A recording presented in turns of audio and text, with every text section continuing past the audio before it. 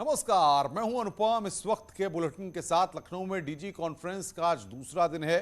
आज कॉन्फ्रेंस में प्रधानमंत्री नरेंद्र मोदी हिस्सा लेंगे। पीएम मोदी सुबह 9:10 पर कॉन्फ्रेंस में पहुंचेंगे। गृह मंत्री अमित शाह भी इस कॉन्फ्रेंस में मौजूद रहेंगे। सिग्नेचर बिल्डिंग में डीजी कॉन्फ्रेंस का आयोजन किया जा रहा है। देर शाम पीएम मोदी लखनऊ पहुंचे, जहां सीएम योगी और राज्यपाल आनंदीबेन पटेल ने उनका स्वागत किया। आज पीएम मोदी डीजी कॉन्फ्रेंस में हिस्सा लेंगे। कल से शुरू हुई डीजी कॉन्फ्रेंस आज और कल भी चलेगी। पहले दिन गृह मंत्री अमित शाह ने तटीय सुरक्षा, वामपंथी उग्रवाद, नारकोटिक्स, साइबर क्राइम, सीमा प्रबंधन जैसे मामलों में ध्यान केंद्रित करने पर जोर देने की बात कही। तो आज प्रधानमंत्री, आपको बता दें कि 3 दिन की डीजी कॉन्फ्रेंस में शामिल होंगे। कल प्रधानमंत्री लखनऊ पहुंचे थे, तब उत्तर प्रदेश के मुख्यमंत्री योगी आदित्यनाथ ने, राज्यपाल आनंदीबेन पटेल ने उनका वहां पर स्वागत किया। और 2 तस्वीरें इस वक्त हम आपकी स्क्रीन पर दिखा रहे हैं। अखिल भारतीय पुलिस महानिदेशक महानिरीक्षक सम्मेलन, पुलिस मुख्यालय लखनऊ उत्तर प्रदेश में ये जो आयोजित हो रहा है, all India conference of director general, inspector generals of police. 3 दिन की डीजी कॉन्फ्रेंस है ये। इसकी शुरुआत हुई है कल और आज इसमें प्रधानमंत्री शामिल होंगे। प्रधानमंत्री नरेंद्र मोदी उत्तर प्रदेश के दौरे पर हैं और पहली बार उत्तर प्रदेश में डीजी कॉन्फ्रेंस हो रही है, जिसमें आज प्रधानमंत्री शामिल होंगे। ये बड़ी जानकारी इस वक्त हमारे पास आ रही है।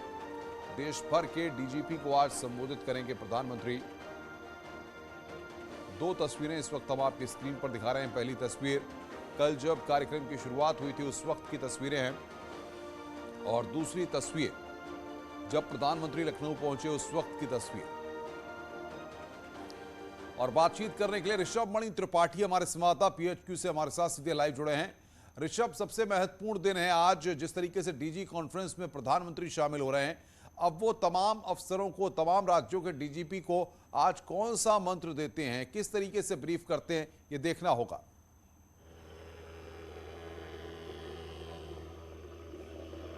जी अनुपम, देखिए 2014 में जब से नरेंद्र मोदी देश के प्रधानमंत्री बने, उसके बाद से एक परंपरा को तोड़ा गया। उससे पहले भी जब ये ऑल इंडिया डीजी कॉन्फ्रेंस होती थी तो आमतौर पे ये नई दिल्ली में ही होती थी, लेकिन उसके बाद से लगातार अलग अलग राज्यों में इसको आयोजित किया जाता है, अलग अलग पुलिस एकेडमीज में किया जाता है। और पहली बार उत्तर प्रदेश पुलिस को, उत्तर प्रदेश सरकार को मौका मिला है मेज़बानी करने का। तो प्रधानमंत्री नरेंद्र मोदी खुद जैसा बताया जाता है तमाम प्रोटोकॉल्स को तोड़ के इस कॉन्फ्रेंस में अनौपचारिक रूप से भी जो प्रदेशों के डीजीपीज हैं, पैरामिलिट्री फोर्सेस के जो मुखिया हैं, उनसे बातचीत करते हैं, उनके साथ विचारों का आदान प्रदान करते हैं, जानने की कोशिश करते हैं कि देश की जो इंटरनल सिक्योरिटी के हालात कैसे हैं, कैसे आप खुले तौर पे उनके साथ अपने विचारों को साझा कर सकते हैं। तो आज का भी जो कार्यक्रम है, आप ये मान के चलिए आज का पूरा दिन प्रधानमंत्री नरेंद्र मोदी ने इस कॉन्फ्रेंस के लिए डिवोट कर रखा है। तो आप समझ सकते हैं ये कॉन्फ्रेंस कितनी अहम हो जाएगी। कल गृह मंत्री ने इसका उद्घाटन किया था, वो यहाँ पर रहे थे। अमित शाह ने कॉन्फ्रेंस के दौरान जो हमें बताया जा रहा है उसके मुताबिक उन्होंने ये बात पुलिस से कही है कि पुलिस को पॉलिटिक्स से दूर रहना चाहिए। जेल सुधार पर उन्होंने बोला है कि जेलों को फेल प्रूफ और फूल प्रूफ होना चाहिए। सोशल मीडिया पर निगरानी को लेकर अमित शाह ने अपने विचार रखे हुए हैं कि हमें सख्ती वहां पर बरतनी होगी, कोई ऐसी स्थिति ना आ पाए कि सोशल मीडिया पे कुछ ऐसा लिखा जाए। बिल्कुल ऋषभ, जरा तस्वीरें हमें दिखाइए पुलिस हेडक्वार्टर में, कहां पर इसका आयोजन किया जा रहा है, जरा बताइए, और किस तरीके से व्यवस्थाएं वहां पर की गई हैं। जो वीवीआईपीज आ रहे हैं उनके लिए कहां पर इंतजामात किए गए हैं, और जो तमाम राज्यों के डीजीपी पहुंच रहे हैं वो किस मार्ग से अंदर जाएंगे।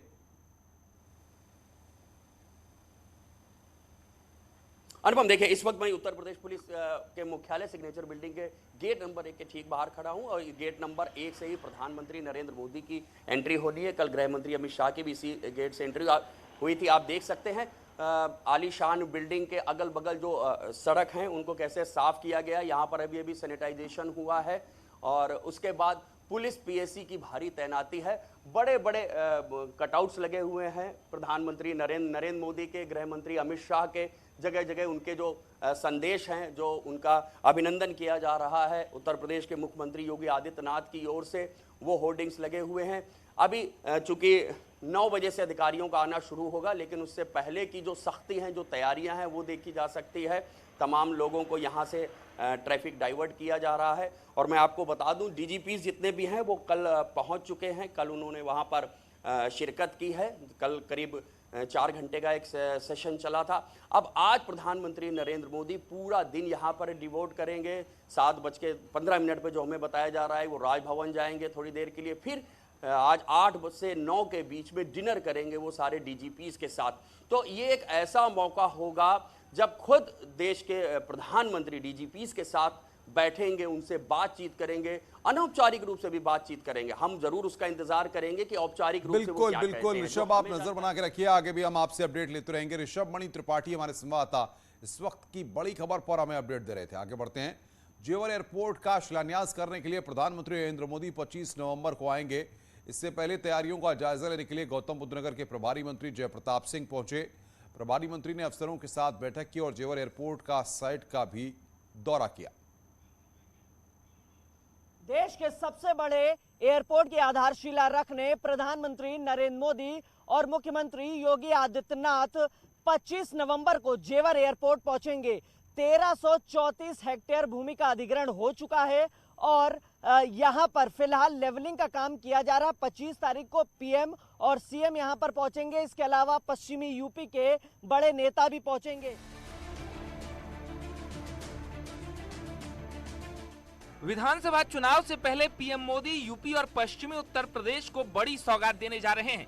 जेवर के रोही गांव में करीब 6200 हेक्टेयर क्षेत्र में देश का सबसे बड़ा इंटरनेशनल एयरपोर्ट बनाया जा रहा है। एयरपोर्ट में अभी जो वर्तमान कंसेशनायर है, जो ज्यूरिख इंटरनेशनल एयरपोर्ट एजी, जिस कंपनी को ये कॉन्ट्रैक्ट दिया गया था, उसने भारत में काम करने के लिए एक भारतीय कंपनी स्थापित की है, Yamuna international airport private limited YIAPL। इनको अभी 2 रनवे के लिए कंसेशन दिया गया है और ये 13 से 34 हेक्टेयर में 2 रनवे बन रहा है।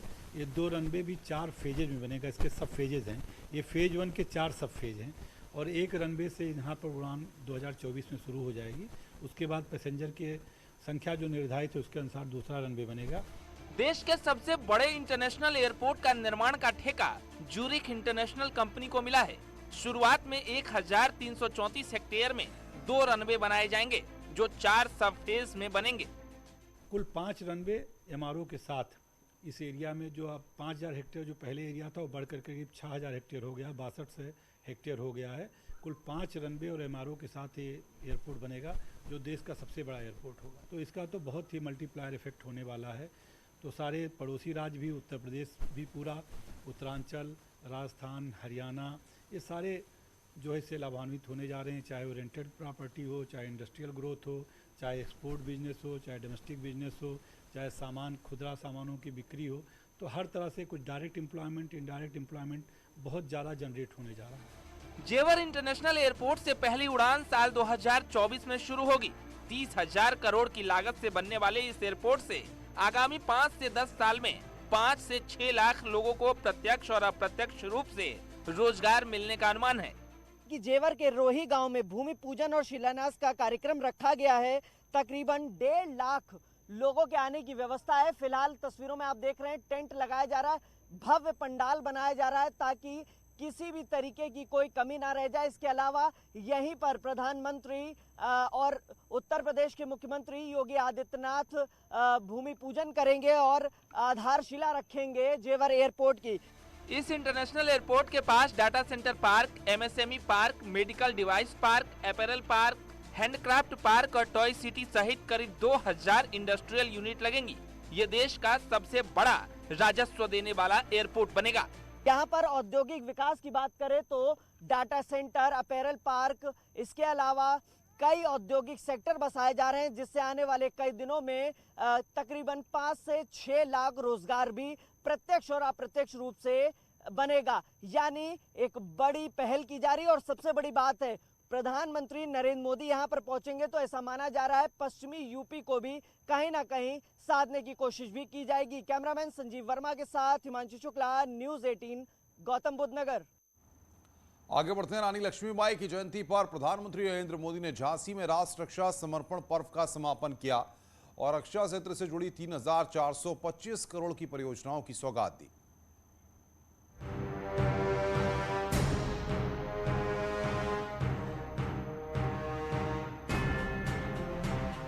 अंग्रेजों को मुंह तोड़ जवाब देने वाली वीरांगना महारानी लक्ष्मीबाई के जन्म दिवस पर पूरा झांसी शहर जश्न में डूबा रहा। जश्न में 4 चांद तब लगे जब प्रधानमंत्री मोदी इसमें शामिल होने पहुंचे। रानी लक्ष्मीबाई की जयंती पर पीएम मोदी ने झांसी को 3,425 करोड़ की परियोजनाओं की सौगात दी। यूपी इंडस्ट्रियल कॉरिडोर के झांसी नोड में भारत डायनामिक्स लिमिटेड की रक्षा उपकरण इकाई का शिलान्यास किया। प्रधानमंत्री ने वायु सेना अध्यक्ष को लाइट वेट कॉम्बैट हेलीकॉप्टर की सौगात दी। थल सेना प्रमुख को हाईटेक ड्रोन और नेवी प्रमुख को इलेक्ट्रॉनिक वॉरफेयर सूट सौंपे। एक नया अध्याय शुरू कर रहा है। अभी यहां 400 करोड़ रुपए के भारत डायनेमिक लिमिटेड के एक नए प्लांट का शिलान्यास हुआ है। इससे यूपी डिफेंस कॉरिडोर के झांसी नोड को नई पहचान मिलेगी। झांसी में एंटी टैंक मिसाइल के लिए उपकरण बनेंगे, जिनसे सीमाओं पर हमारे जवानों को नई ताकत, नया विश्वास, और इसका परिणाम सीधा सीधा यही होगा कि देश की सीमाएं और ज्यादा सुरक्षित होगी। भारतीय डायनामिक्स लिमिटेड को यूपी सरकार की तरफ से झांसी में जमीन दे दी गई है। माना जा रहा है कि इसके निर्माण से क्षेत्र में रोजगार के नए अवसर पैदा होंगे। झांसी में 183 हेक्टेयर भूमि हम उत्तर प्रदेश शासन ने भारत डायनामिक्स लिमिटेड को प्रदान कर दी है। उसकी सभी प्रकार की लीज डीड की रजिस्ट्री की सभी प्रकार की कार्रवाई संपन्न हो चुकी है। झांसी पर सौगातों की बारिश इतने पर ही नहीं थमी। पीएम ने यहां 600 मेगावाट क्षमता के ultra mega solar power park का शिलान्यास और 11 करोड़ की लागत से बने अटल एकता पार्क का लोकार्पण किया। झांसी में डिफेंस कॉरिडोर का निर्माण आर्थिक और सामाजिक तौर पर पिछड़े बुंदेलखंड के लिए मील का पत्थर साबित होगा। वहीं एक्सप्रेस वे विकास की रफ्तार को तेज करने का काम करेगा।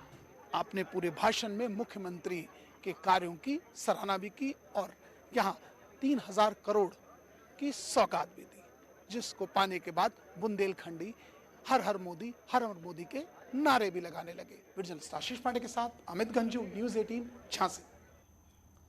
रुक रहे हैं यहाँ पर एक ब्रेक के लिए। ब्रेक के बाद जल्द हाजिर होते हैं।